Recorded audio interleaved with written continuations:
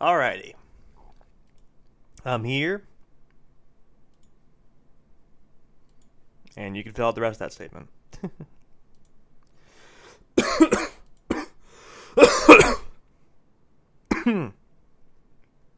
Okay.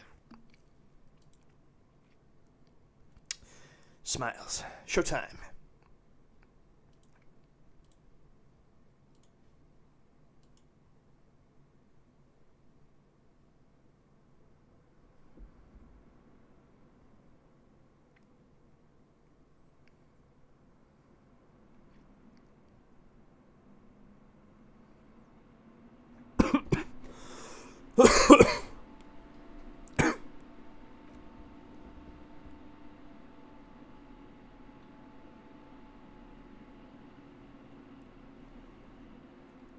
Yeah, I tested this before I started streaming, so I was fucking hoping it would start up properly this time.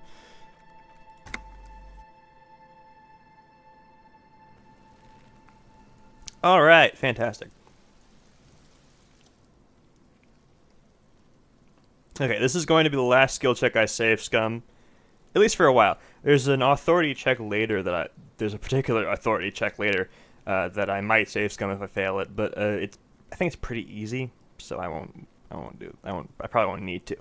Anyway, but yeah, I figured out what's going on with this kid. Oh, I got it twice in a row. Fantastic. Yeah, I did this in testing too. Okay. Voice acting. Let's go. It's not Cuno. It's Cuno-S. Interesting. How? Cuno-S is by far the worst of the two. Cuno has no problem being near you, but the other hides behind the fence, afraid for her life, like she's done something. Something very bad. She came up with that psychopathic scheme of screaming for help before. Cuno just wanted to talk to you about his name. Cuno-S is the one who wound it up and directed him. Also, Cuno hasn't stopped talking to you, even enjoys it from time to time. When you talk to the other one, it's like talking to a cornered animal. She only hisses. All in all, Cuno respects madness. You cannot hope to outdo her on that front. You must win yourself a few minutes with him alone. Alrighty? Act on it and try to separate them. Cuno! Here. Fuck you whispering about? He whispers back. He's whispering too. He's going with it. But watch what happens. Fuck you faggots whispering about. If Cuno wants to whisper, he's gonna fucking whisper, okay? Turns back to you and hunkers down. Let's whisper, pig. This is it. You've got him. But be careful. You can still fuck this up. Don't make Cuno look bad in this. What's up with her? She's terrifying. Crazy scary. Crazy, he whispers tensely. You don't know half of it. She's not crazy, she's insane. Dangerous. She smoked a man. She's done people in, probably even pigs. Stop talking to him. Cuno, I'm fucking warning you. You're gonna get us into shit. She understands what you're trying to do. Yo, see? He pops it up. Did Cuno not tell you? Cuno told you. Cuno talks to whoever he wants. Talk, pig. Cuno's got it under control. He hunkers down again. You did it. They're separated. He's even turned his back to her so you can't read his lips. What do you mean she smoked someone? You mean she killed someone? That's right. She's a killer. He stares at you intently. Like, actually a killer. No, she has, Cuno. That would explain things. Fucking yeah. Cuno knows you don't want to face this right now, this dark shit. Cuno faces this shit every day. Makes Cuno's skin crawl. He's probably killed a pig, too. Pretty sure he has. Okay, how many cops has he killed, then? Forget Cuno said that. Cuno was just shitting. Cuno was just running his mouth. Cuno's stupid like that. He feels eyes on the back of his head and stops. The creature peers at you both from over the fence. There's something searching in her eyes. Fear. You think she has anything to do with the dead man? Yeah, she would have liked to fucked him up, but she didn't. Cuno wasn't around, and C was with Cuno. Where were you? Look, Cuno's gonna put you at ease. We didn't do it. He speaks the truth, my liege. Yeah, I didn't think so either. Anyway, I mean, this guy's way bigger, so I would be surprised if you did. You said she's insane? Yeah, she's a psycho. He leans even closer. No, not kitty psycho. She's cat-burning shit. She's the real deal. What's the real deal? Snuff radio shit. Believe me, pig, you don't want to know. What's that language she uses? Napa Kimpi Fagari? Fuck no, she says it's the song of her people or some shit. What people? Crazy people? The fucking Nakis? I don't know. Sounds boreal, like something from the tundra and tiger-covered Katla Asila. Far away from here, as far as possible, really. Do they have red-haired people there? You mean evil little red-haired people like her? Yes, they do. The Sururis have that ginger gene. Cuno, could she be Sururis? Sururis like that man from Heimdall shit? The Kid lights up. She could be. She could be a Heimdall shit. Revachol does have a small Surui's community, or she climbed into a yakberry crate and was shipped over accidentally. Is she your sister? Fuck no, she's not my sister. Just a stray who got in, like a mad dog or some shit. Stray? Yeah, she was just there. He points to the apartment building behind the fence. What was that, Kuno? The little one twists her neck, looking at the building. She was in the hallway, dripping wet. Kuno flinches, but then lowers his voice even more. The fucking shoe rack in the dark. Why was she dripping wet? Kuno's got no fucking idea. Her hair was all wet. I think she pissed on the floor, too. She was there for 3 days in the corner every time Kuno went out. Said she got in? How? I don't know. Someone left the door open. Kuno comes home and she's sleeping under the desk under a pile of clothes, like a dog. What about your parents? Kuno's dad doesn't give a shit. Doesn't even see her there, or thinks it's fucking Kuno. He points at himself. Shit's all on Kuno. How are you dealing with all this? How's Kuno dealing? Kuno's dealing just fine. He doesn't need you fucking with any of it. C doesn't either. Kuno's got this shit under control. He spits through the gap in his front teeth. You need backup. I'm here for you. Listen! Listen! He points to his eyes and then yours. C is Kuno's go-to. Kuno's protecting her. You fuck with C, you fuck with Kuno. You threaten her, you threaten to take her away. This is what it all comes down to. He needs you to take him seriously now. I'm going to kill you. I'll run when you put the cuffs on her, sneak up on you later and fuck you up. You understand? The boy looks you in the eye, black pupils trying to focus. He may not be able to do it, but he will try. Right now he believes he will. Yeah, we can't do anything about this right now. But, got a lot of experience from that, so worth it. Understood, Kuno. Alright, he wipes the sweat off his brow. Now we can do business. He's breathing heavily. That took something out of him. Oof. Business? Yeah, what do you want? Kuno can hook you up with... He starts, no longer whispering. Don't hook him up with shit, Kuno. See, relax. He respects the Kuno. Kuno made him respect the Kuno. You respect the Kuno, he turns back to you. You get all kinds of shit. Kuno's gonna get you hooked on illegal narcotics. You run a little errand for the Kuno, get you hooked, pig. Get this hooking you. Then Kuno's gonna get you hooking for more. Cash in big style, pig hooker. And shit, you can fuck back in Kuno's kingdom. That fucking pile of Eternite. He points back to the back of the yard. It's a secret door, okay? Just pull it off and you can fuck into Kuno's shack. He concludes the invitation with a benevolent nod. Okay, I'm off. Kuno doesn't care. Yeah. Alrighty, I'm not going to ask him about his drug ring, don't worry. I think that pisses him off. Actually, I'm going to save anyway, so let's see. Was that about you running an errand in illegal narcotics, Kuno? Kuno gets it from his dad. Kuno and his dad are major suppliers. His eyes bulge, their veins reach out like a tree branches. This kid's on the real grind set. Damn, he's such a Sigma. That's where Kuno gets his lightning on. Problem is, Kuno and his dad had a little falling out. Now, junkies are clawing at Kuno's door. Street's going mad. Kuno's got to throw his dirty popo man in it. Okay, okay. Dirty popo man is you. He nods at the building behind him. And there is Kuno's violent dad on steroids. Kuno's dad does steroids and speed. If you can take him, you can have half the speed. Who is your dad, Kuno? Kuno's dad's a fucking monster, he says proudly. He's the most violent man in Revachol. He doesn't give a shit about a single thing. He drinks, too. Oh, so he's like me. How much material are we talking about? Like half, he says very confidently. Half of what? A baggie, like in this vial. That's not much material at all. What are you talking about? Half a G? That shit is giant, grade A shit. So clean you can barely see it. You can barely see it because there's barely any. Made up my mind, Kuno, this is what's going to happen. Okay, Kuno's listening?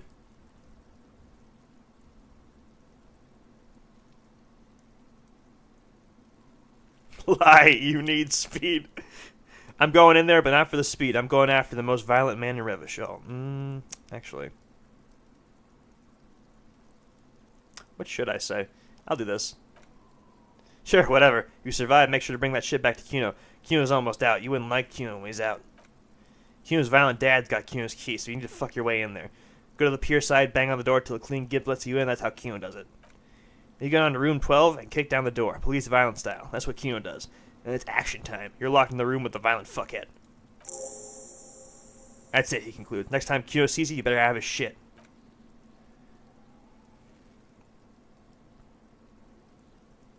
What the hell are you signing up for here? Come on, Kim. Obviously I'm not going to take it. We need to get drugs away from a minor. Okay, then, he concedes. Alright, I'm off. Kuno doesn't fucking care. I like that you can do that. I wouldn't think you'd be able to do that, but I'm glad the game let me do that. I wasn't sure if it was going to force me to take the speed. Letter R wears a crown on the ribbon below, a light above descending. This is the logo of the municipality of Revachol. Okay. I think if we go in the dumpster... This trash container is locked. The sliding lid is padlocked that says whirling in rags. There's something in there, not necessarily connected to the case, but still. Why am I looking at you, trash container? Here's the trash container. The body is downwind from here. Maybe you prefer the smell of garbage or the smell of death. Lieutenant, what do you think could be in there? Trash, food waste from the cafeteria? They lock these containers to keep the derelicts from flocking in. Could be evidence, too. Yes, I feel like there's something in there. What do you mean, feel? It's just a hunch. Maybe someone threw something in there? He leans in to inspect the lock. How do we get the lock open? Could try using a pry bar, or the one you took from my motor carriage, or Lieutenant? No, or pry bar. Or we could ask for a key from the manager of the Whirling in Rags. He probably has one. That is a low check. Holy hell. No. Alright, time to sweeten up Guardy.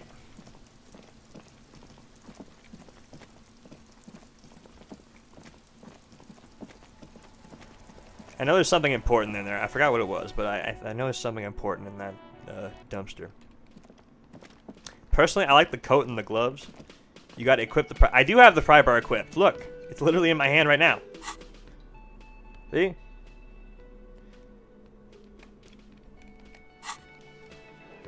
If it wasn't, I'd have the tool not in hand modifier.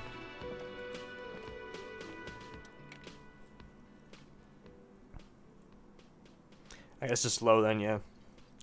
Ooh, the karaoke. By the way, I'm going to sing karaoke here. Absolutely out of the question. Absolutely in the question. First we find a sad banger, and then we sing this place to shit.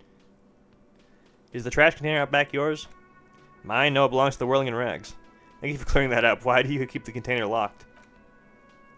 Should grab a tear bag from the freight. Yeah, I'm going to do that after I'm done here.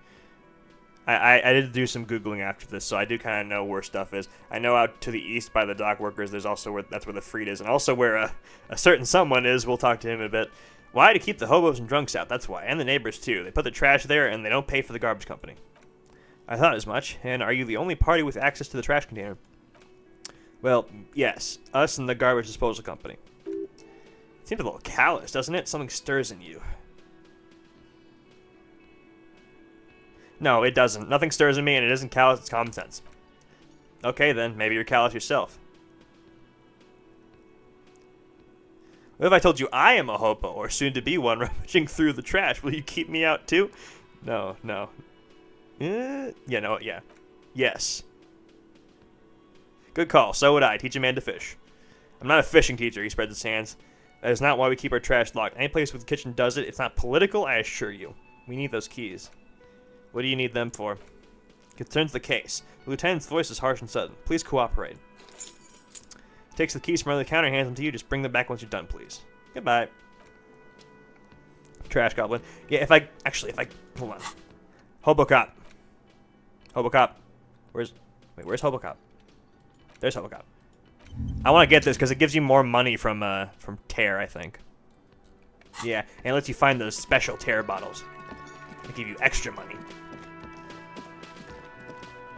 I'm gonna do the ultra liberal political thought with Hobocop. I wanna be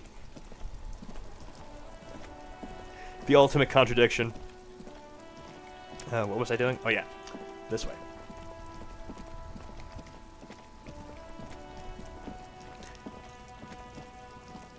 There he is.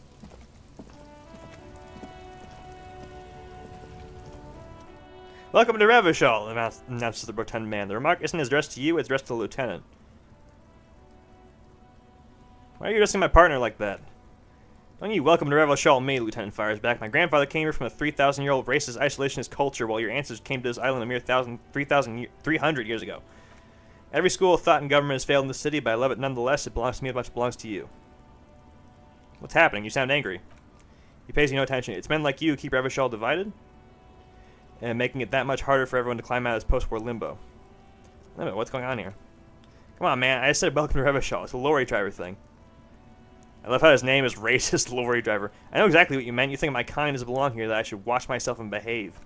But you see, I'm an officer of the RCM. It's actually my job to make sure you behave. I would advise to remember that. Silence. The air between them becomes tense. Now your partner needs backup. Now's your moment to shine.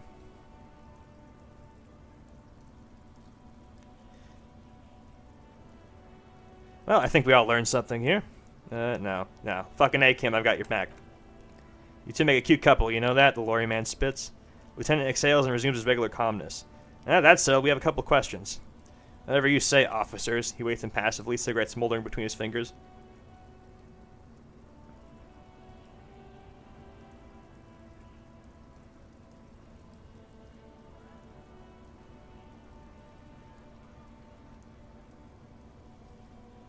Wait, what are you saying, Chris?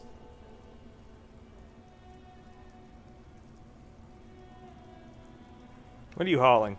Not much anymore. I'm here to pick up some cargo, but the dock workers are on strike, so it's a sit and wait on your ass situation. Wait, how long has this been going on then? The strike? They've been at it for a while. A month, 2 months maybe? He gestures towards the lorries, but this here is the last week or so. What kind of cargo are you supposed to pick up? Apples. Apples? Yeah, apples. I take it you had other questions? Medium failure. What? He's giving you the runaround. Let's be honest, you were bested. The runaround on... Hold on. I'm rolling that again. No, I guess that's just a... I guess it's not random. I guess it's actually... Yeah, okay. Passive checks, you can't retry them. What was that argument about? It's about biological determinism, natural law, the sorting the races. He spits on the ground. Not the most popular topic nowadays. With the coalition in charge and all, you might want to change the topic. That is, bury your head in the sand like common sheep. Change the topic. The way he says it makes it almost sound like a threat.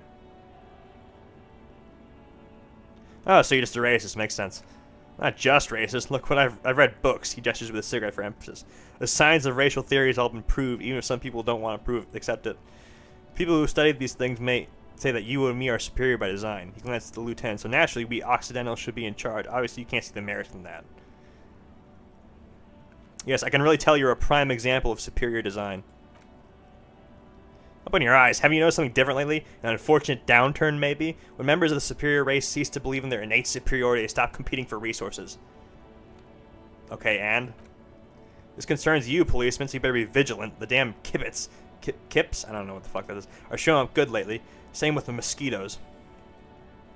And the other intruder species, too. He throws a sharp glance at Lieutenant Kitsuragi. They're on the precipice of cultural victory. What's this cultural victory? It's what the kips of Boogie Street are going for, right under our noses. And there's two. On the radio. Heard any chansons lately? Heard any motetos or later? No. Dominating culture is how they plan to win. They say so themselves. Uh-huh. It's true, he pushes on. Also, you need to realize the dangers of mixing races. Who knows what might happen if people don't stay in their birthplace. You might end up with a new sub-race with unknown characteristics leading to extra competition. That's why you gotta control the offspring. Get down with racism. Yeah, I'm not down with this. Why don't you go fuck yourself? Don't push your luck, Runt. The man gives you a disgusted look, then turns attention elsewhere and over in your presence. Okay. That was an enlightening conversation right there. What's funny is I'm pretty sure there's another racist like not 10 steps away from here. Most able-bodied men. Oh no, they're much hunkier than you. Of course they are. Shouldn't feel threatened by handsome men, don't be silly. I don't know what the other one was. Never gonna know. Jump jams. Don't know what that means either. Ooh, what's in the trash? Magnesium, fuck yeah. Don't you feel better? Don't you feel great now? I feel great. I don't know about you. I don't have any money. I don't know why I'm here.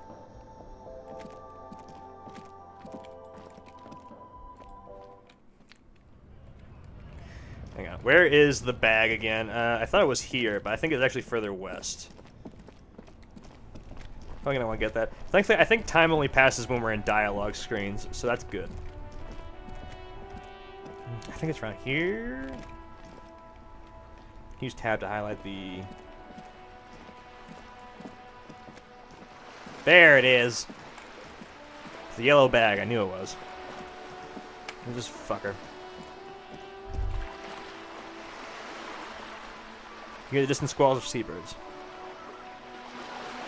I think time still passes like this, but it's just really slow. Better mouth your watch on me, boy. No, I looked it up, and apparently it only passes when you're in dialogue screens, and only when you like select dialogue options, I think. Ooh, I have a skill point. What did I want to put in?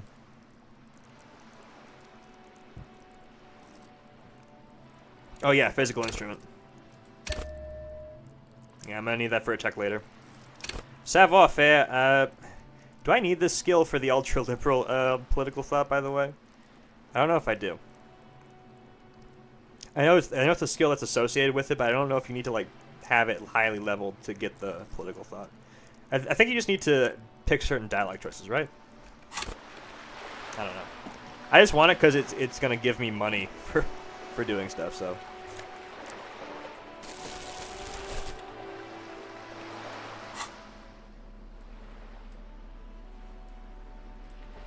We're gonna keep the pry bar. Is it passive? No. Yeah, there we go. Fantastic.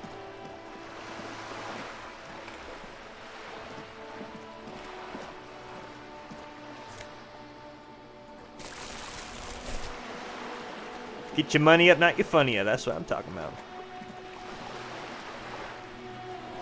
Splatter of bullet holes line the wall. Yep, all political ideals are just dialogue. Okay, good.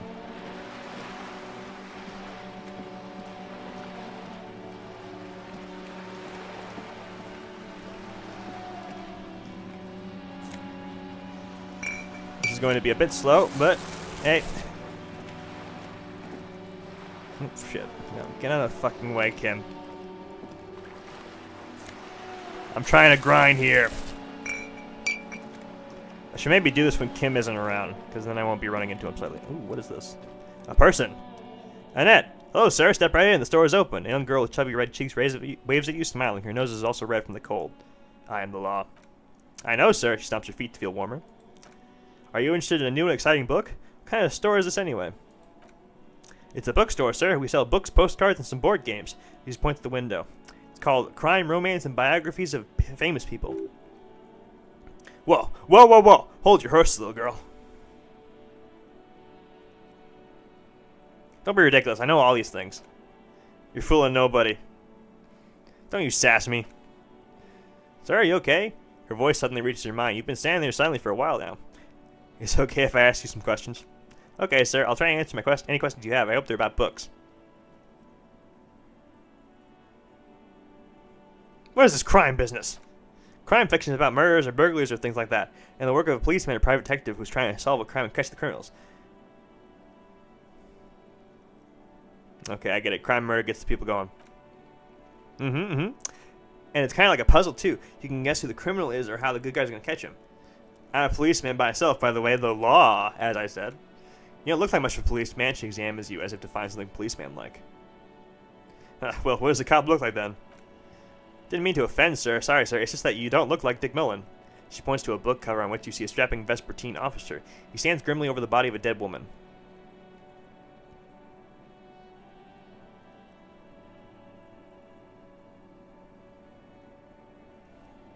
It's not your body that's important in police work anyway. It's your, point to your head. Head, yes. No, it's your soul. Your blue soul. No, your resilience. Ooh. We've got a conflict here.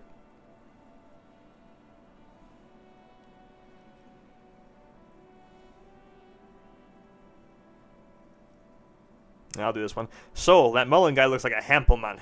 Who could respect that face? He's not even drawn correctly. He lacks soul. She examines the illustration of Dick Mullen, attempting to find his soul. I'm not sure I understand.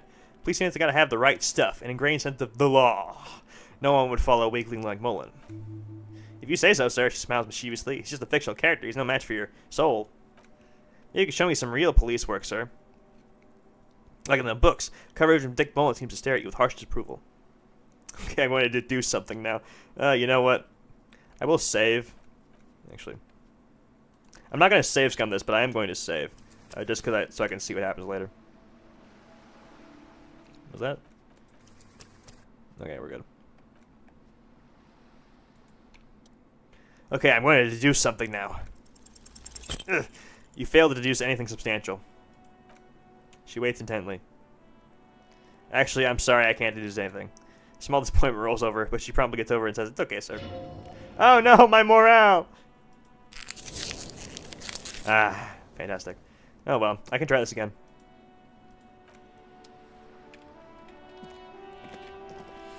Yeah, I'm never gonna make that roll anyway. Not in 100 years.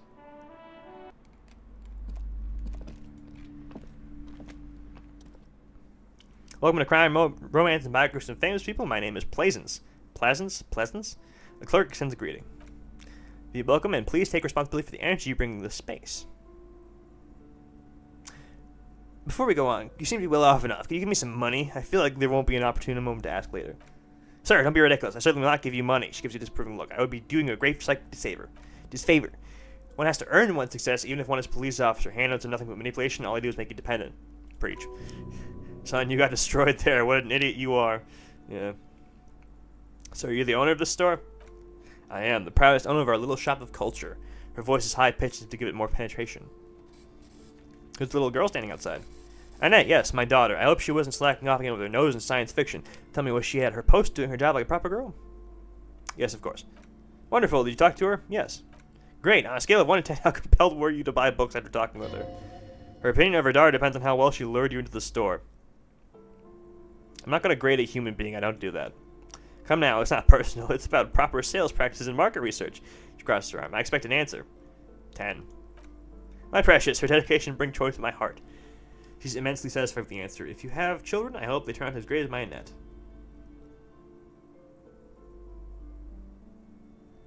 I want to call her out here, but I can't. I have to pick the right doubt.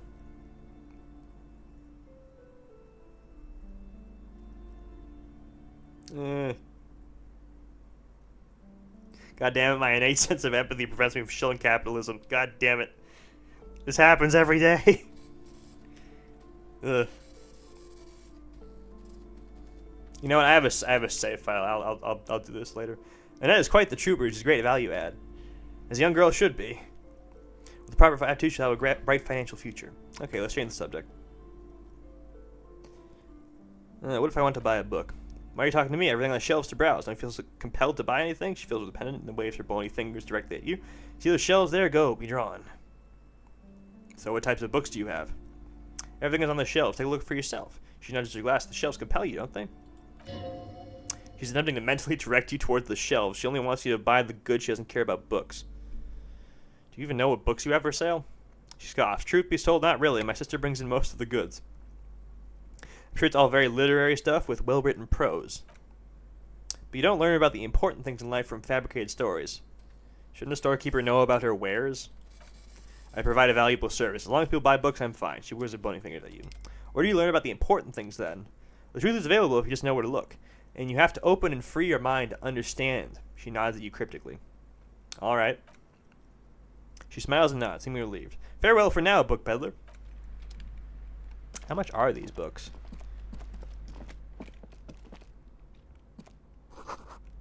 Gift books and molten candy.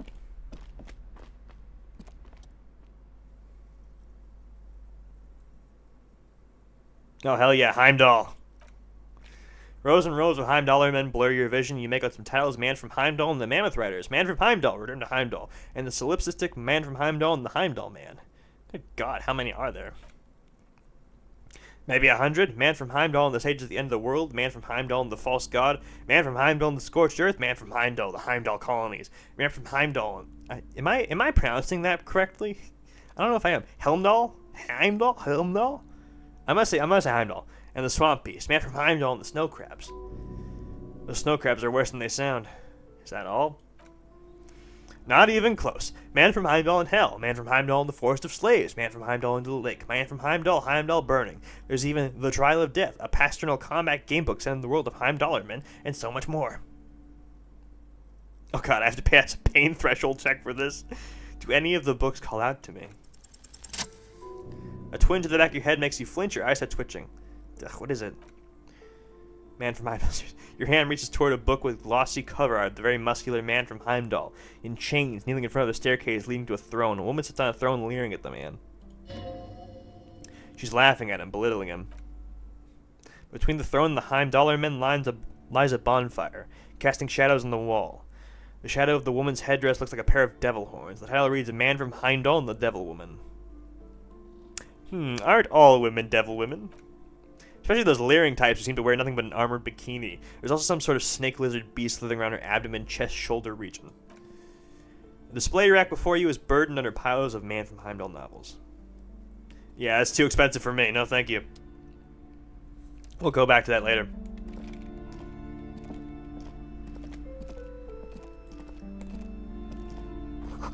Old sports magazines. Can I buy any of these? Is it just Heimdall Man? Man from Heimdall? Oh, wait, over here.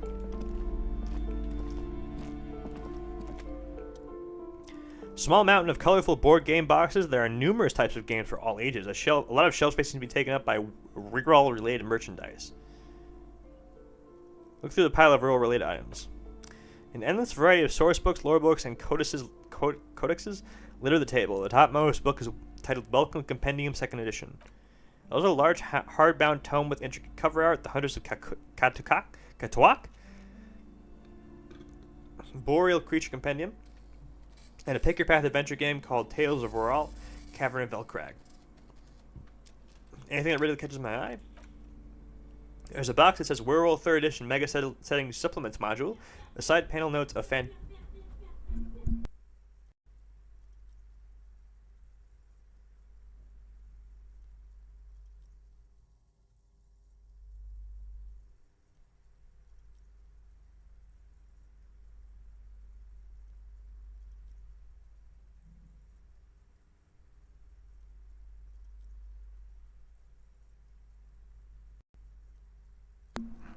Oh.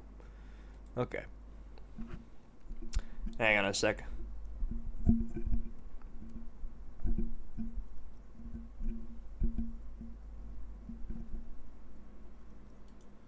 My mic came unplugged there.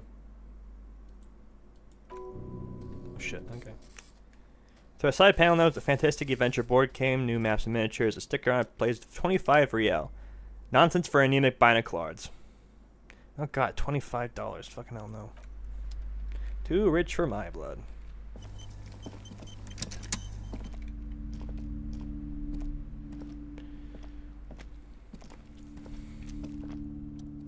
These shelves are overburdened with books from the same series. You see the name Dick Mullen over and over.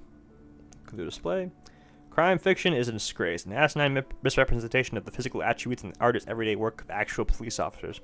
These books greatly overstate the excitement of police work, glossing over how long it takes to actually follow up on leads and eliminate dead ends. Well, yeah, because nobody wants to read a crime novel about you filing paperwork all day. Furthermore, they have no idea how hard it is to simply remove a body from a tree. Yeah. What's more, they completely ignore the psychological hardships of year after year coming into contact with people during the worst days of their lives. Not a single mention of all the stress this work creates upon an officer's family. Detective Vision just doesn't tell the truth at all. Now, would you like to be a list of the books found?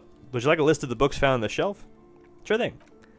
You see, Dick Mullen on the Job, Get Me Mullen, The Stalwart Adventures of Richard P. Mullen, Dick Mullen, The Murder on the Orchard, The Sordid Affair of Dick Mullen, A Killing is Declared, Dick Mullen in the Murder House, The Final Case of Dick Mullen, An Obvious Lie, Dick Mullen in the Clock Tower, The Ordeals of Dick Mullen, Dauntless Dick, Dick Mullen's Funeral Pyre, The Murder of Dick Mullen. Dick Mullen dies? Oh no, turns out he faked to solve the case. Are there any more? Yes, there's also The Dame Who Did It, Farewell My Mullen. Faking death seems to be a common trope in the Mullen series. The Morbid Tales of Dick Mullen, A Dark Tide Turns. Tragedy Calls for Dick Mullen, another one with fake death. And of course, Dick Mullen the Murderer. In order to catch a murderer, Dick Mullen must become the murderer. After all this, you still haven't found the answer to the one question that matters. Who is Dick Mullen? Who is Dick Mullen? Fuck. Your attempt to grasp at the answer fails. Seems very close by, pulsating just out of reach. Damn.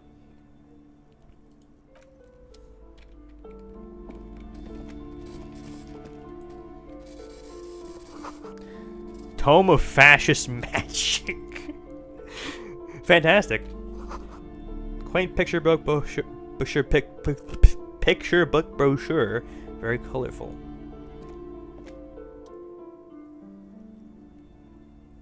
Hang on. I should probably get water too. I'm gonna BRB.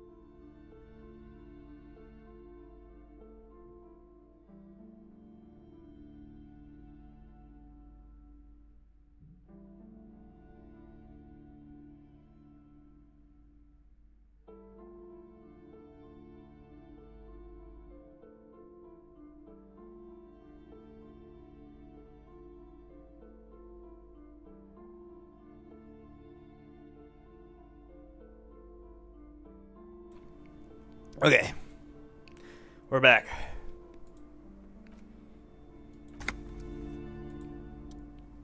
Shelves full of biographies of famous people, whoever they are.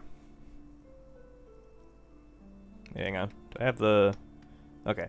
Thought I left the audio off again. Nope. Browsing through all the books with all their names makes your head spin. None of these seem important or relevant. It's all just vapid egoism. Oh, so it's like real life. Suddenly, a particularly odd title catches your eye. It reads High Speed Love, the tragic true love story of Jacob Irwin and Alfie Delatraz by one Cecilia Averbrook. Well, at least it's progressive. What's it about? High Speed Love chronicles the romance between two of the finest tip-top tourney racers in history. One of them is the madcap driver Jacob Irwin. His blood mane graces the cover. Next to Irwin's life story, you see a slim biography of Occidental rock star called the Anti-Star. He's famous for shooting morphine into one of his eyeballs and cocaine into the other. Next to that, Revacholian radio personality Guilherme Bevy stands in front of a rundown drug den. He's a permanent fixture on Channel 8, reporting on real-life crime and ruining cops' days. I really must insist you buy one of the books. You're interrupted by the shopkeeper. Reading them is not for free. Do still browse, though, but not too long. Sorry, I didn't mean to rush you. You are browsing. Go ahead, take your time. Time is commerce. Okay, geez, man. I don't have any money if you didn't notice. I'm poor. Another boring book just discarded here. Okay. Ooh, what's up here? Several maps have been attached to a bulletin board hidden inside the alcove. They're held up by small pins. The board has come loose from one corner. The maps look old and faded. Your eye catches a map of the Insulinde, a map of Revachol, and a map of Martinez. Insulinde? This large map displays archipelagos. You see a constellation of small dots in the light blue emptiness of the Insulindic Ocean. The largest in the northeast is Lake Caillou. You are here. Another far away in the southwest, Seminoles Islands, Île du Fontenot. Ugh, burping. God, my gas. What else? Ozone, Laurentide, Fes-la-Mer, Archipelagos, North Arcade Islands, all just specks of dust on the vastness of the Insulindic. On the edges of the map, the color fades into a blur of dotted lines, black and white. In the northeast, the dust mite stands on the north coast of Caillou in a bookstore. It's you. Radiating outwards from you, the suzerain Revachol. With a radius of 80 kilometers, still, the crown jewel of his Isola would be barely visible. Squint first. Can you see cities on the islands? You can. On Caillou, Revachol, a single black star. On Ozone, Fond de l'Air, and Vermandoux. I'm not going to be able to pronounce any of this French shit properly. On archipelagos, Croyant Moraine, Villiers, and on Seminine, Olduvai, and on Laurentide, Dioria of the Seven Seas. Lost little pearls of light, tiny flares in the dark. 850 million people live on these little dots, an oceanic world of culture and commerce, torn apart by history. Look at the edges. The ocean breaks apart into a tangle of cosines and azimuths, all pointing into pale nothingness. Mundi is the north azimuth, Grad is the northeast azimuth, Samara is the east azimuth, Seol is the west azimuth, Isolas, they're called. Connections to other worlds, worlds past the Insulindian, unbeknown to you. You only know you've never been there. You have little idea what they are. Distant stars, gods, but looking at them makes you feel almost non-existent.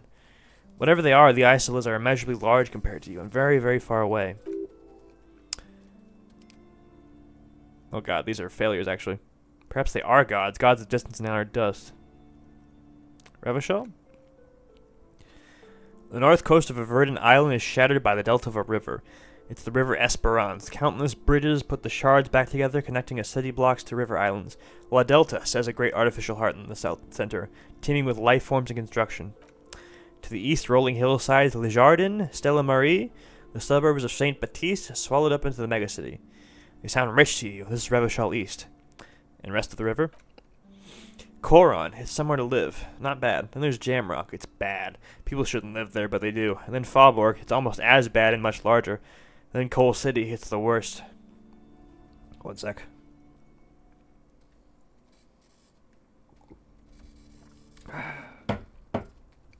One sip and two sip.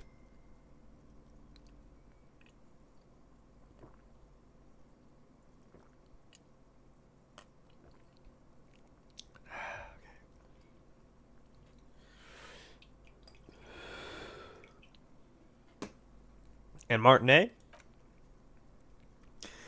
It's so small you can't even see on the map. No, wait, there it is. North of Jamrock, the strip coast next to the Greater Revachol Industrial Harbor. It looks downright despondent. It's almost Coal City, to be honest. No, Coal City is worse. A charred limb.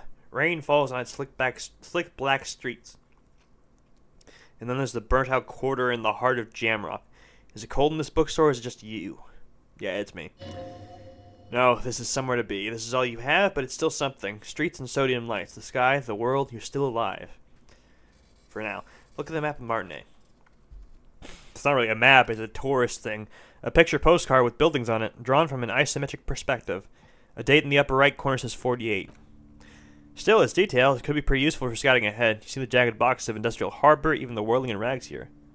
Can I buy these maps? Sorry, officer, the map of Martinet is the only one available. The other two are not for sale anymore, and besides, you could scarcely afford them. They're quite valuable, though. They might not look at. The map of Martinet is 90 cents, though. Oh, that's pretty affordable. Why is the one of Martinet so cheap? That old thing, it's an out-of-date map from a tourist location that never was nor came to be. From when some design studio people tried to spruce the place up 4 or 5 years ago. They also renovated the horse statue, set up those coin-operated viewers, and designed this new street lamps. What happened here? Steal it? No. They didn't get far for some reason. A shame the project never got going. Would be nice if someone fixed Martinet up. All these ruins are bad for business. Do I have something? Oh, yeah. Oh, there's a dialogue here. An intricate web of blue lines stretches across the torso of the hangman from the right shoulder to the solar plexus. Each line. Oh wait, I've seen this actually. For you to discover who got as far as evil with the assistance. Someone who knows about history could tell you. Who are you? Gone. Yeah, okay. Not many leads there.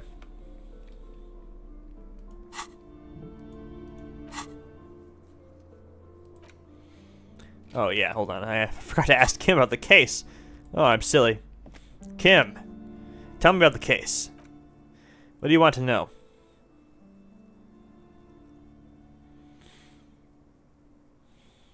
If we're from different precincts, why are we in the same case? I'm afraid you and I are pawns in a... He considers the phrasing, a pissing competition. His disdain is clear. The man would not use such an expression otherwise. What do you mean? You don't know? His eyes narrow. I assumed you were in on it. Tell me about it. What's there to say? It's just stupidity. What kind of stupidity? The cop kind. Our precincts can't decide if Martinet is part of Jamrock or the Industrial Harbor. Yours or mine, as if we somehow own parts of the city. Typical street gang mentality. So we've let the Union make a mockery of law enforcement here. And now it's come to its natural conclusion. Ah, so this is a struggle over who runs Martinet. Well, sort of. It's less a matter of who gets to police Martinet than who has to. It's an orphan district, in other words. Left a dip. Aw, man. I think the dispatch desk just told both our stations about the hanging. There was quite the brouhaha at the 57th, I can tell you that. Sorry. Time to settle it, they said. Cop off. But he leans in. I assure you I am not their finest or strongest. With 102 cases solved, what I am is the least interested in a pissing competition. At least watch the VOD when it finishes so you're not left behind, man. So he I just heard someone say brouhaha. So he volunteered to represent the 57, but not out of competitiveness, on the contrary.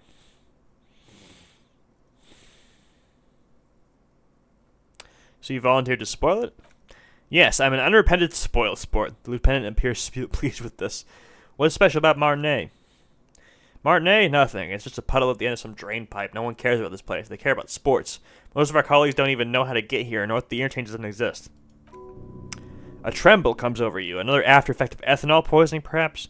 Feels like leaves do when they rustle in the breeze, somewhere far away, below the turbine. The 41st and the 57th. The lieutenant was right. It's not about who gets what's north. It's about who doesn't. I wonder what this says about me, that I was sent by my station. Huh. He raises an eyebrow, thinking it best to let you make the next move.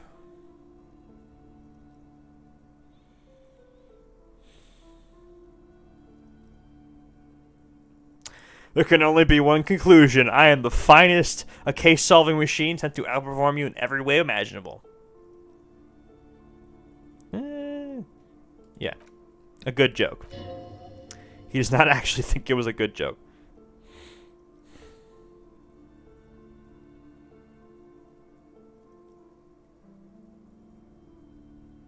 Okay, it was a poor joke, but we could have used a good nanner cop-off, don't you think? Don't you agree? If it helps you work better, okay, see it as competition, but don't expect me to. Now, was there anything else you wanted to ask about the competition? If not, we should move. You know, I'm gonna...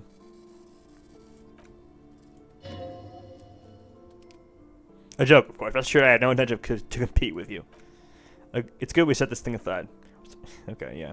Another competition, I have some... Then to tell me something else. I'm stumbling over my words again. Yes, it's a wholly pointless matter. Forget I ever mentioned it. Oh, that's a formidable check. I only have a logic of 2. Yeah, no. Yeah, I'm glad that the experience cap does not increase. That's very nice.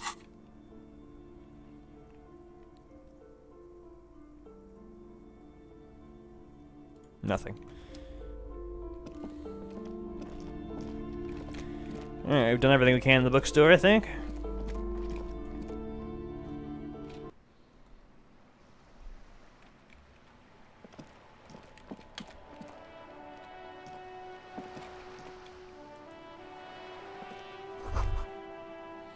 Book about Bodero culture, pro-stream and roaming upstream.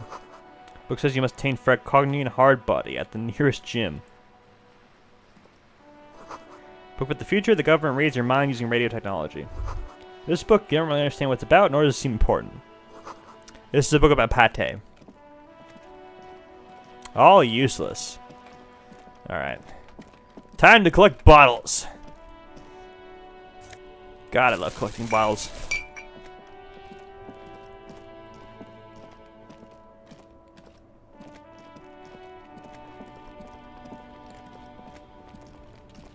Hang on, wait, I think that was up here. Oh wait, no, I just took from it. Ooh, what's up here?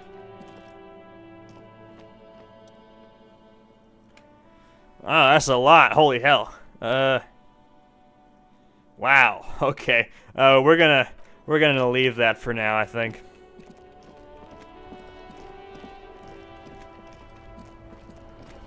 Logic, don't know her. Yeah. Logic, I hardly know her. Wait, shit.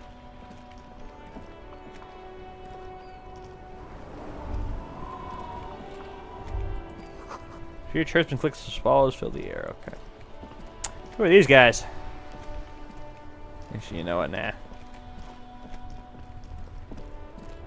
Bottle. I must collect bottle.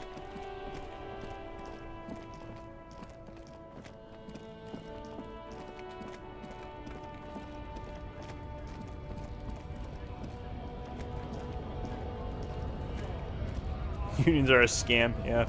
Preach it, brother. Yeah, this is where our boy Measurehead is. Hey, listen, I'm just a peaceful trash collector. I don't want any of that business. Damn, there's like nothing around here.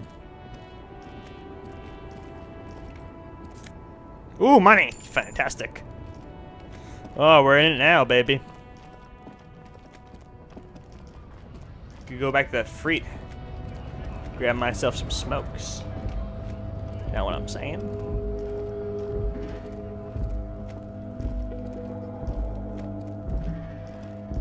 Oh, wait, I didn't even open the fucking... I didn't even open the dumpster, did I? I completely forgot about that. My god. I am such a moron. I went and got the key from Garty and everything. I completely forgot about it. Hey, Keenan, how you doing? Wait, hang on. What's this? There are several footprints in the mud left by work boots, and from 6 to 12 pairs have walked here. Ooh, what kind of boots? Heavy workers' boots with reinforced toes and hobnails all over the yard. Isn't there something an industrial worker would wear? Lieutenant, workers' boot tracks. Noted. The lieutenant takes out his little notebook. Get an exact count. What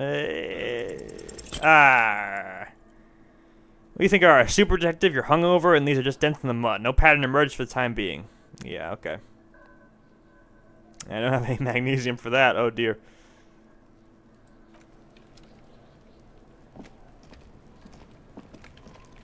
What else is there?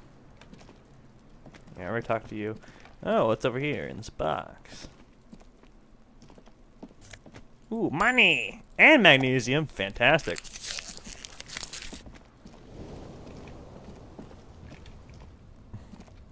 Makes it all better.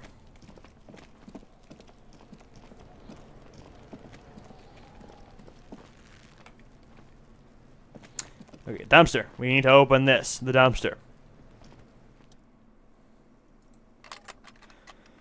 With a well-oiled crack, the lock pops open. It should now be possible to simply raise the lid. Don't. Maybe you shouldn't.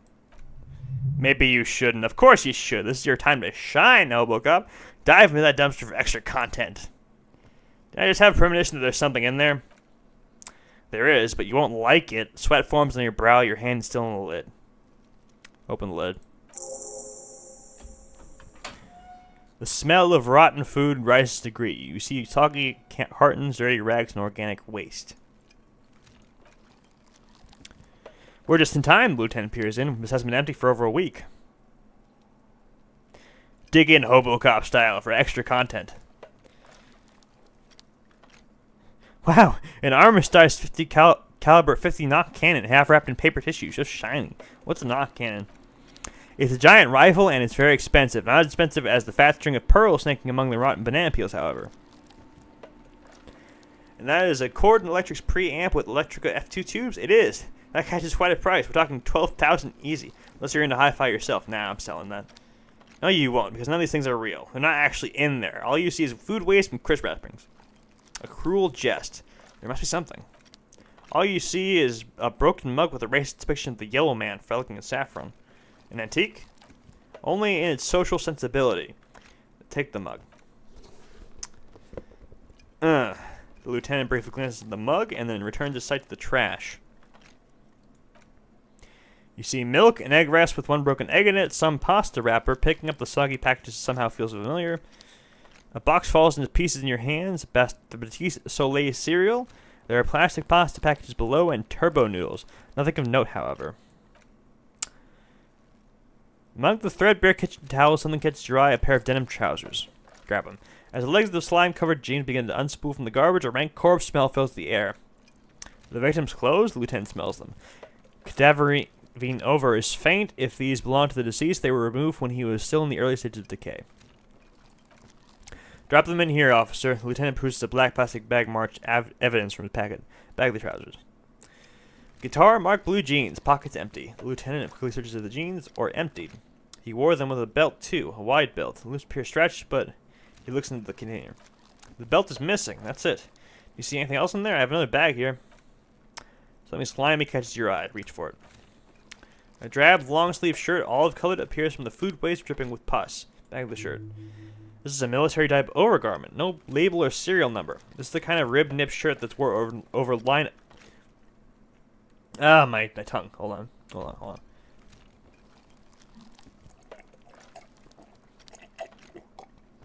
Okay. Starting over. This is a military-type overgarment. No label or serial number. This is the kind of rib-knit shirt that's worn over light armor to conceal it in an urban scenario. He nods to himself. Anything more? The rest of the rag is just kitchen variety waste, just garbage. That's all I think. Alright, we should go to Guardy again and ask if he knows who put the clothes in the trash. It could be as simple as someone in the hostel cleaning the yard, or that one. He notes towards the red-haired boy behind him. I advised against confronting that force.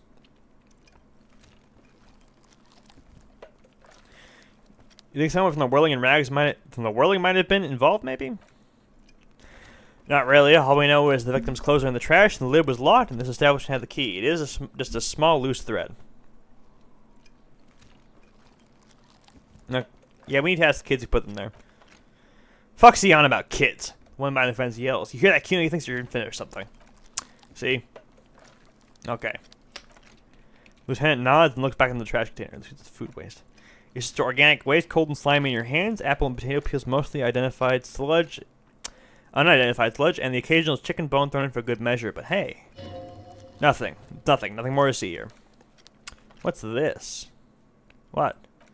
A blue piece of plastic sticks out from the apple peels. It's shiny. Looks like the corner of something.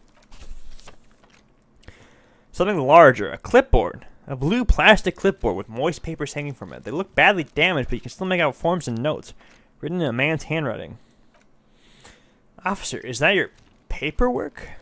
No, it can't be. Yes, it is. Look. He points to it. The plastic has the RCM street grid on it. You've even got an autopsy form. A miserable looking clip of paper sticks to the board. If you don't mind me asking, how did that get in the trash?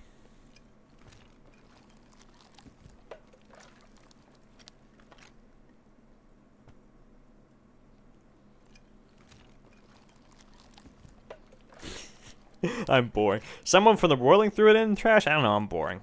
Boring? Try dangerous. You should do a thorough inventory of that. Make sure some has not fallen in the hands of the RCM's enemies, organized crime, or worse. Official notes sometimes contain informants' names, even undercover operatives. Okay, I'll do that. It also not hurt to start taking notes on the case. He peers in the trash where soggy cartons and rags stink uninvitingly. Now tell me what your eagle eyes see, or are we finished? Yeah, we're finished. Container sounds like a muffled gong. Well, at least I wore gloves for that. One thing off the list, Lieutenant sounds relieved. I think I got it all. Okay. Talk to Garty now.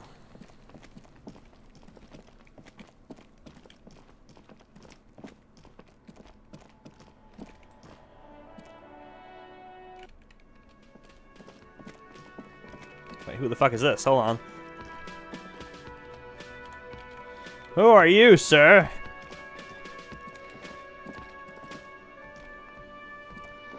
It's all about money, you know?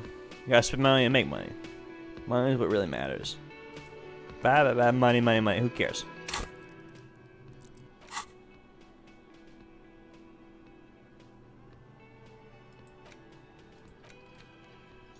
Only 3 hours left on that. Ugh.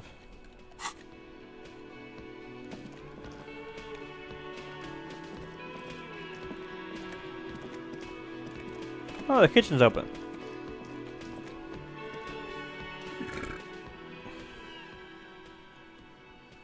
Here's your trash container key. Thanks, I hope you found what you were looking for. Found the victim's clothes. How strange. I certainly didn't put them there.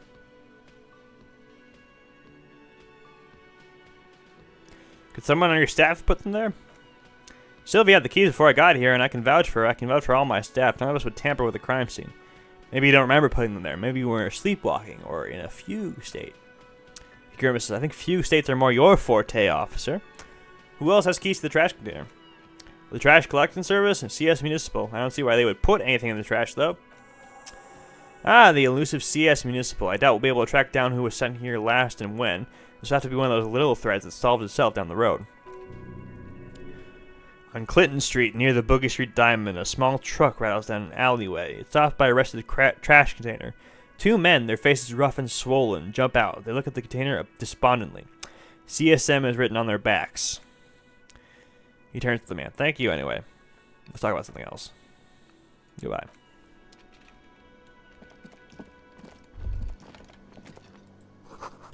Soft perv and electric juice come to the kitchen. Someone's working. Someone is. Dishes are drying. Smell of candles and pine trees. Spices, alcohol, and tomato. A thin man is smoking below an exhaust hood, occasionally sipping from his mug. This must be the Whirling's cook.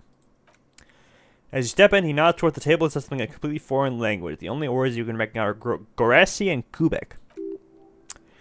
Must be his name. Goresi Kubek. Sounds representative. Hello, sir. Got time for a few questions? The man puts his cup down and replies something, his left hand drawing arcs in the air. You've got some impressive pots there. Smiles as bangs his ladle against each of his pots in turn. I don't think anything else. Stay masculine. That's such a weird thing to say. Stay masculine. You see a heavy steel door with a prominent dimple lock. It's painted blue. You immediately feel drawn to the color. Blue is for mystery.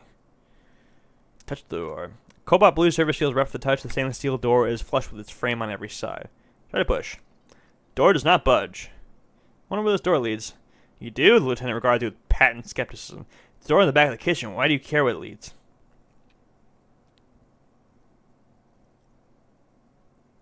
I am drawn to it cobalt blue. It is quite pretty. I suppose we could look into it as a side investigation. The door and the main investigation will merge into a stereo investigation. If you say so, he looks at the door, then you. Garty is the person to ask about this, the cafeteria manager. Oh, great, there's a quest. There's a quest about this door. Fantastic.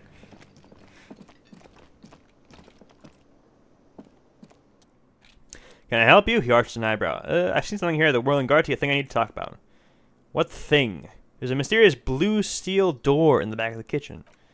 Oh, yes, that door. Sure, there's something mysterious about it. It's just a door, he shrugs. Do you know what's behind it? Do you have... No, I don't have a key. I don't know how to get there, and I don't care either. It's not like I've been wondering about it for 10 years. It's just a freak warehouse, probably. Or some Borg storage space with a bunch of old junk. And dust. Junk and dust. He runs his finger across the counter to check the dirt. He's attempting to maintain an air of indifference. Is absolutely not convincing. I think you'd like to know what's back there. Fine, okay, a little, he shrugs, but my job doesn't leave me time for wondering about one locked door in one of the cafeterias I manage. So I haven't opened it. I have cleaned the whole place 100 times over, though, after the animals, and I haven't found a key, so good luck with that.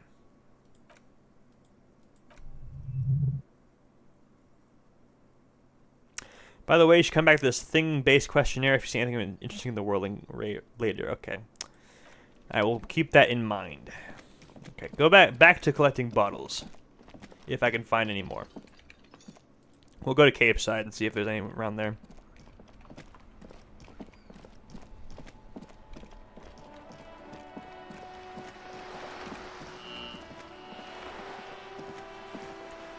What's this? This coin-operated viewer is facing southwest. Its coin slot is full of fossilized bubblegum, rendering the machine permanently inaccessible. Poor little viewer. The metal feels cold and wet under your palm. It looks unhygienic. Vandalism. Probably some kids. Lieutenant inspects the rig slot. Look inside. A thick layer of graffito covers the lenses. You spell out the word Onuk written on the other side with N and C scribbled backwards. I'm getting tongue-tied. Shift your focus to the background. Under the graffito, a sea of blues and grays appears. Ugh. Ugh. Oh, God. Okay. Oh, no, hiccups. Okay,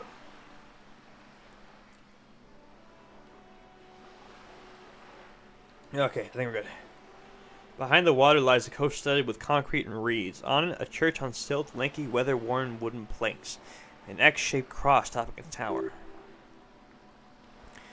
You know this to be the star of Pericarnassus, or the Chi-Rho, a central symbol of the Pericarnassian Church, a star of great moral height to be strived towards. The church looks old and weather-worn. There are no lights in the windows.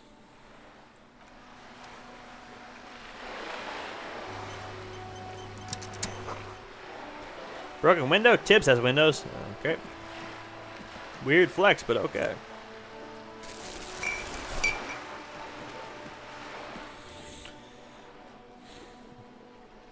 This coin-operated view is facing south. The instruction manual says to insert 25 centimes and pull the handle while looking inside, then use the focus knob to zoom in if necessary. Let's do it. Your money disappears into the coin slot. A clunk, the ring of metal. Pull the handle and look inside. The curtains on the display open. You lean to catch the view. It's blurry, different blues and greens. In the middle of the shimmer stands a drab gray shape like a ghost. The lenses shift. The ghost sharpens into an islet in the bay. In the ruins, a man-made structure is visible, a half-sunken sea fort. It's concrete, almost reconquered by nature. It looks as if it was abandoned quite some time ago. Nothing but a rotten tooth remains at the anti-aircraft tower. A lonely birch tree grows out of it. Its leaves ripped from it by the winter wind. The ruins of some kind of building there. Really, I don't have the eyesight to make it out. The lieutenant takes those glasses and cleans them. Hang in there, little one.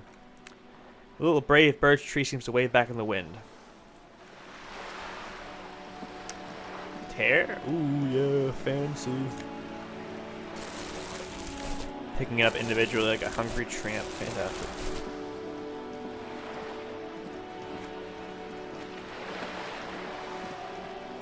We're gonna make our way to Cape Side, get the shoes that I'm looking for. Then we're gonna go back to Freet, sell our tear, and that'll probably be it.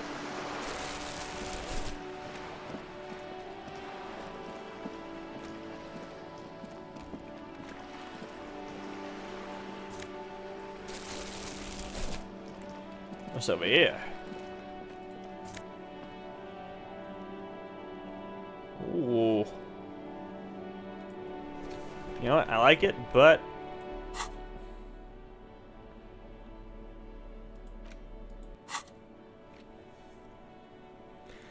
it's just a Reese's mug. What's there to read here? Not much. There's actually quite a lot to read into here. Actually, look at all that content.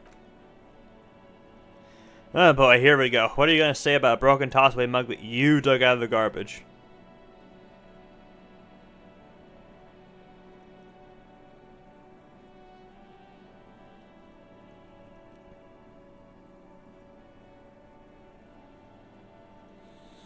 I push this in the face of every merchant I find and tell them this is your inane ideology.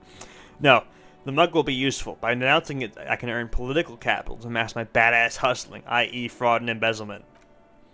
If you want to earn some change by guilting people, go for it, but if you want to earn real dough, finish the case and start getting paid again.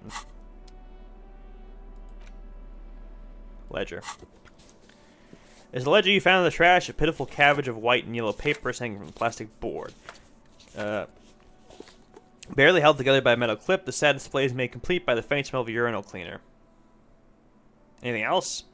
There's a piece of toilet paper, or is it cleaning tissue? No, it's toilet paper. Desperately sticking to the back of the blue plastic clipboard. For you. It's a metaphor for you. Below the pathetic's terror, do not look into its blue heart. Inspect the toilet paper. It's just toilet paper. Sticking the back of the plastic clipboard. You can take it off if you want. Maybe it's kitchen tissue. They look exactly the same. If you want it to be kitchen tissue, it can be kitchen tissue. It's not, though. It's toilet paper. Take it off.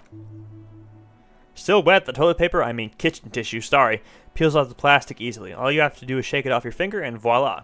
The ledger now looks marginally better. Inspect the clip. An aluminum block runs the width of the board, biting down on the paperwork. Its crocodile teeth are the only thing keeping the papers together. A regular pencil, the tip worn down to nothing, has been attached to the clip. Run your finger across the aluminum. The surface is interrupted by a silvery sticker. It's rectangular, sparkling with iridescence. You don't know how you didn't notice it before. Damn, what's this? What? He's lost his own notes. Takes a moment for him to see it. The thing, it's a halogen watermark. We use it for adding our information to the RCM property. Interesting. What kind of information? Depends. Aside from an anti-counterfeiting stamp, amount has my station number and address. The information varies by date of issue. How many years you've been on the force he's thinking? He'll have that.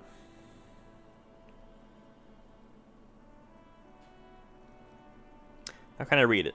Incapable light with the right wavelength will do. Like, for example, all RCM vehicles have headlights designed to reveal halogen watermarks. Mine too. Ah, that's all. Thank you. This means if you can read the watermarks, if you just turn the lights on. Okay. Okay. We'll put this away for now. I'll inspect it later. What's this? Ooh. Hang on. No, shit. Alright. Wow, you work hard. I do? Oh yes, you hustle. You're a provider. It's tough out there, but you keep it real and provide. I guess I do, yeah. Oh yeah, like a horse, a workhorse for hard work. What hard work do I do exactly? Look at yourself. You're a human pedometer. You must have walked 200,000 steps down that cracked asphalt. Mosaic, sand, and linoleum after you re-emerged. The sign of a hustler who never gives up. The world is harsh and people are evil. You didn't make it that way. And you won't let it break you. You ride. I fucking ride till I die, bitch. That's just what it's like, life and death. But you got gills on your side, baby. Got those black papers with the faces of innocence on them. You bring in the francongeros and the soulless. It ain't easy, but you do it. Day in and day out. You didn't make the rules, but you won't lose. You're a cop and a sprinter and a money printer. I guess I've made some gills, sure. Sure. And has it been easy? Is life easy? Have you not gone into cardiac arrest? Are you not about to have an anxiety attack or shoot yourself in the mouth? But you still hustle 24/7, ride or die. Now ask yourself, are you rich? No, I'm actually not. That's right, you work harder than anyone. You almost rode yourself into the grave and you're still practically a hobo. Why is that? Fucking taxes, man. That's right, 100%. Fucking G-Man's got his jam-covered sticky fingers in your pocket, stealing from you every time you buy, sell, walk, talk, fart, so much as sneeze. Really, every time I sneeze? Every time you wipe your ass. They got their direct and their indirect modes of taxation. Sales tax, excise duty, extraction tax, alimony. One tax doesn't even have a name. Plus there's stuff people in other countries pay for that makes them ask for more money from you here. Total tax dues add up to 98% of all your money.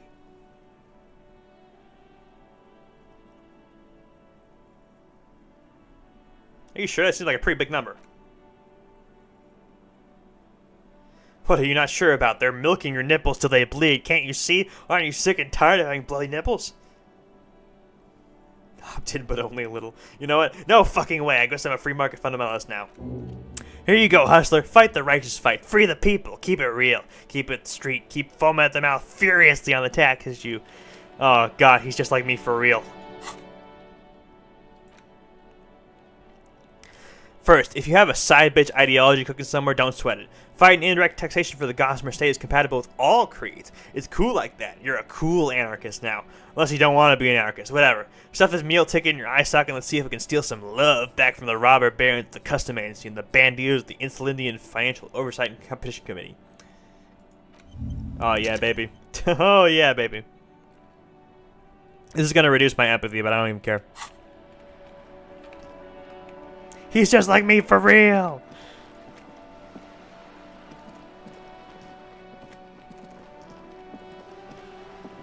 Where are you going? Where are you going? Okay. This is a wall on the side of an apartment building. Yeah, okay. Not going to be able to figure that out later. Okay, you know what? I got what I wanted from... Getting the shoes would have gotten me towards that thought, but I already got it anyway. So I'm going to go turn in my tear, and then maybe we'll just call it.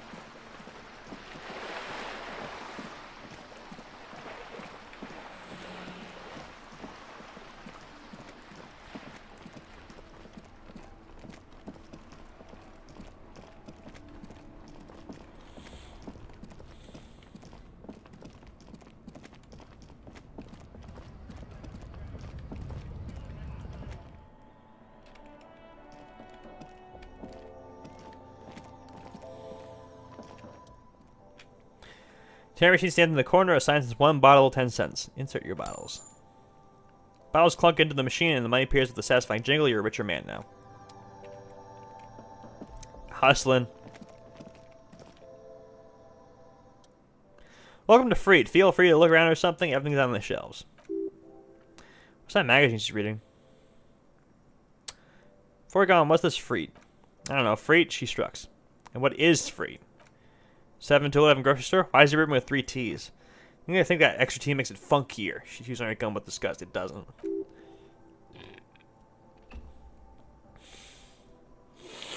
Ugh, my nose is clogged.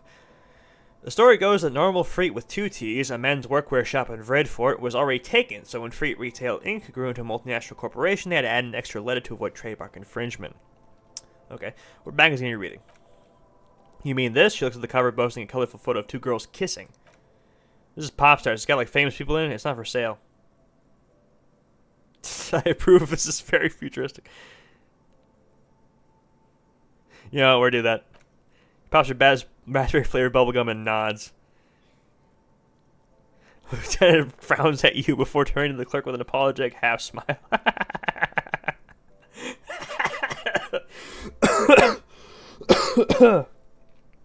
Okay, hold on. Stupid famous people. Yeah, they're kind of boring, but you know, she never finished the sentence. I have some questions for you. Okay, I'm not really supposed to be chatting to anyone, but... Damn. Wish that was my job.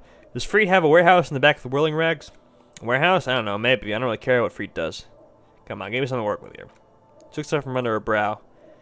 Fine, Free doesn't have a warehouse, just a little back room here, okay? She turns back to her magazine, waiting for you to respond. Tell me if... No. No, she doesn't know anything about that, buddy. You are losing your voice. No, I'm not. Shut up. Wait, hang on. There's stuff to interact with here. See, several packaged raincoats fill a low shelf beneath a display of croissants and juice bottles. The raincoats are transparent except for the big Frites logo on the back.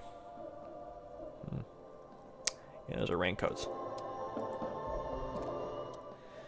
Small cabinet on the wall is filled with various medicine bottles, nasal sprays, and blisters packs. They all bear the same Batiste Pharmaceuticals logo. Their logo is the bloodless rose, pure white, untouched by harm.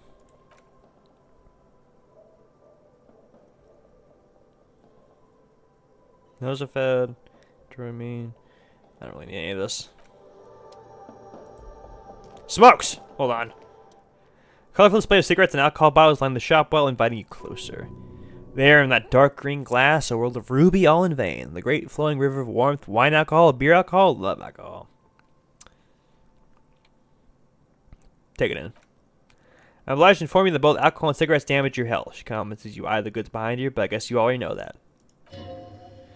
Don't ask, don't look, don't do anything here, just go away, get back to work. Nope, I need some cigarettes.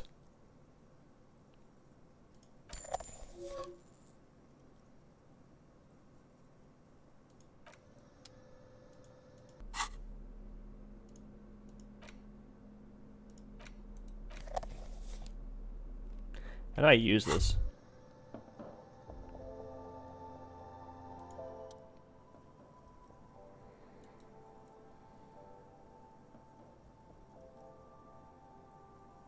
There it is, a brave little arm in your pocket. The first Smokes platoon. 20 brave souls standing in salute, ready to step into the fire for you, sir. You picked the best one. The soldier's fat and succulent. What are you waiting for? Light up, re-become yourself. Oh, yes, Breton, the tie shaking right your neck excitedly. Please light up. You need a troop between your lips right now. Calm your shit down. Go to Pleasure Land. Become a genius. I'm not lying right now. People are watching. People are watching. What a pussy. People are always watching. That's what makes it cool. Now, come on. Fine. Get a loose rock and roll cop here, people. Johnny Thundercop fishes a cheap lighter out of his pants with a flick of a thumb. There's fire, a primal satisfaction. Here we go. Hey, you can't smoke in here. The girl's voice betrays a little interest or enthusiasm. She doesn't even look up when she continues. Please don't fuck with Freet. Shut up, it's already happening. What are the repercussions if I do this? Repercussions. There's a high risk of glory with a mild chance of cool genius. Smoking makes you into intellectual. Everybody knows that. It will help you concentrate a bit. That much is true. It only lets you concentrate because you're in nicotine withdrawal. It only mitigates its own. Blah, blah, blah. Boring. Light it up. Thick, warm smoke gets sucked down into your lungs. Immediately you feel a warm nostalgia. Yeah, we took damage there. Nostalgia. Fill your head, body, and soul. A nostalgia for yourself. The man who you were in your youth. Johnny Thundercop is back and he's chill as balls. In the bottom right corner of the screen, there's a cigarettes button. Cigarettes get +1 to intellect skills, logic, rhetoric, conceptualization, visual calculus, and encyclopedia and drama. Is good before a white check, but damages your health. Yeah. Which means I should probably buy... Wait, nope, I'm too poor now.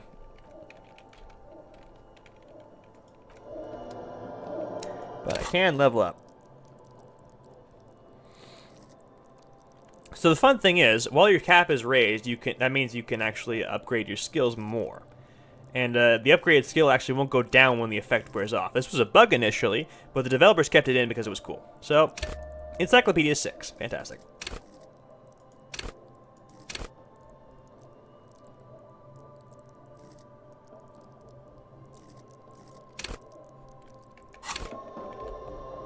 And it's about as high as I'm going to get my encyclopedia. You don't want to over-level your skills in this game. That can be bad, too.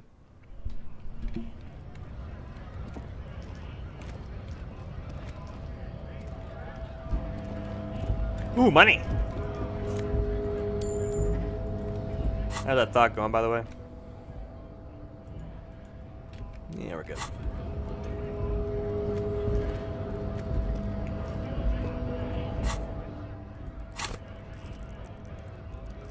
Oh wow, my empathy is actually at 2 right now. Ugh.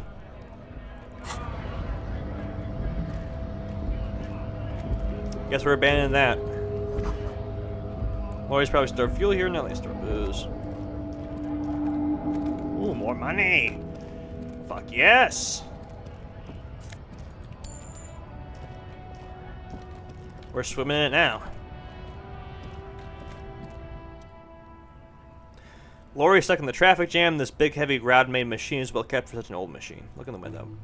The windows are clear. They've been recently washed. You can see a lorry man's cabin with personal belongings, stickers, insignia. What kind of stickers and insignia? Drivers enjoying a space with a substantial collection of peculiar paraphernalia. Proclamations about honor, strength, and purity are glued to various panels. Ah, this must be racist lorry driver's vehicle. What about the back seat? The back end of the cabin has a small perch to sleep, large ashtrays. There are several suns and wheels sewn into the curtains. Racist nationalist paraphernalia. He grits his teeth. Not unusual in this part of town. This is our guy. The lieutenant nods towards the racist lorry driver.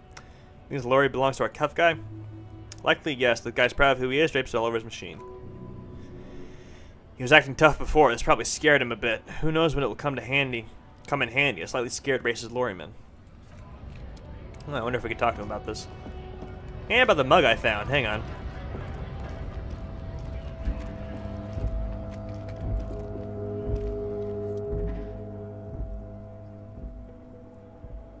I found this mug in the trash. Yours? He stares at the yellow man. Mug suddenly explodes. Oh man, that's great. Look at that guy go. I haven't seen anything that funny in a while. Is it yours? God damn, he wipes tears from his eyes. Thanks for that, but no, it's not mine. We're done for now. I made a man laugh. How nice. Well, no, not nice, but you know. Oh, there's money up there. I want that money.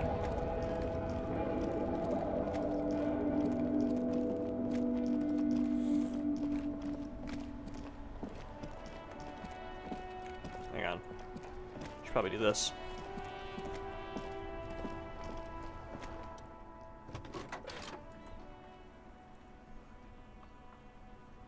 How do I turn the headlights? Turns the preheater on, waits, takes out his keys and says, "Alright, ready?" I turn, you press start, it's next to the preheater. The dashboard lights up with an orange glow. The rounds per minute gauge jumps, and the engine of Kubrick Kinema comes to life with a whiny growl. Press the headlights button. Lights unfold with a little click, casting electrical light onto the ground before the vehicle. There you go, I'll turn them off from the remote once you're done, and we just need to stand in front of the machine now.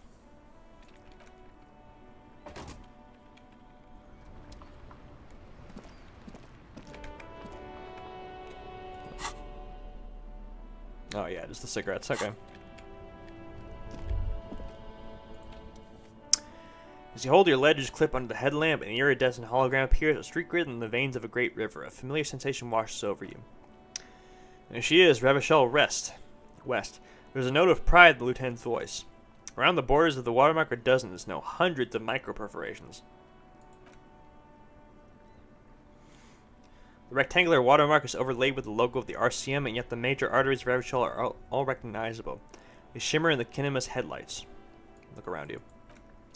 A rat brazenly darts past you and disappears amongst the stopped lorries. In the distance, a child somewhere shrieks. A woman reprimands her in a voice no quieter than the child's cry.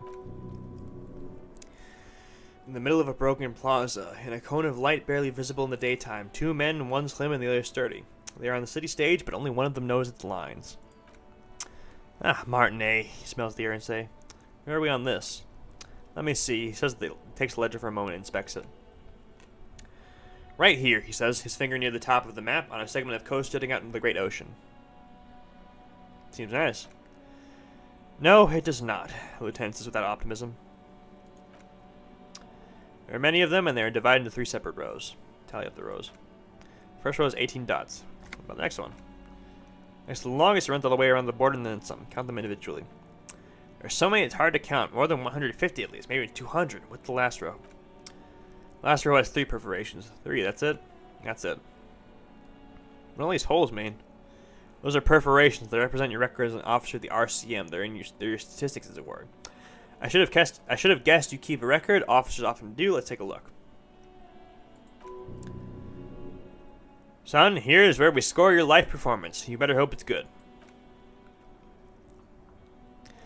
First row represents your years of service. 18 years? Okay, not bad at all. What did you do before you volunteered?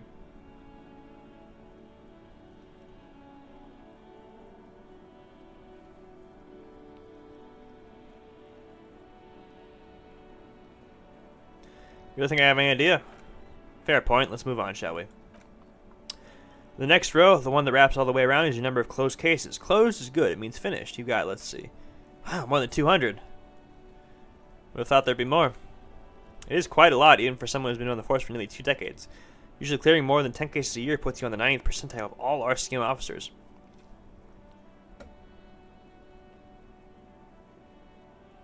I used to be good. That's some solace, I guess. What's the last number? Right, those are your confirmed kills. You've got precisely 3 perforations there. Confirmed kills? That sounds pretty evil. A drink would soften that feeling.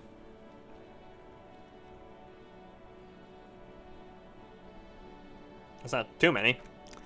For an RCM officer, especially Precinct 41, which is in the Jamrock Quarter, it's rather tame. I mean that in a good way.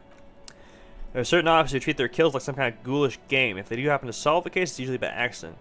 It's obvious the lieutenant doesn't think very highly of such officers. It seems as though you are, or at least were, one of the good ones. So we have that to be thankful for. He's sincerely glad you're not a scary predator, not to say you're relieved you're competent. You ever killed anyone, Kim? Yes, he says, declining to elaborate. How do you handle the strain? Everyone has their own method of coping, some more effective or self-destructive than others. He gives you a meaningful look. Personally, I find it helps to keep up a few hobbies. Like what? Oh, this and that. Let's not get into it now. Maybe I should find a hobby. Why not gardening? You already got the gloves. He points to your yellow gardening gloves. It's meant to be in earnest. Please don't mistake it for a jab. Okay. Thanks for this. 10 nods. Let's go. Alright, I'll photograph the lights. Yada yada. Oh yes, my statistics.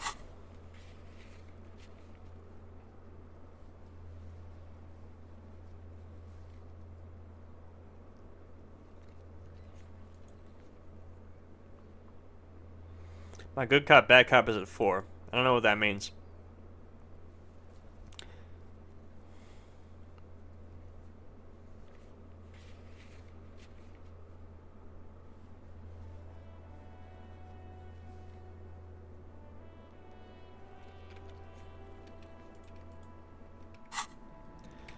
Alright, I think I'm done for now. Let's hold on.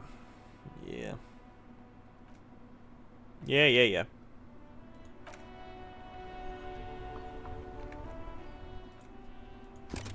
Literally right when I say it.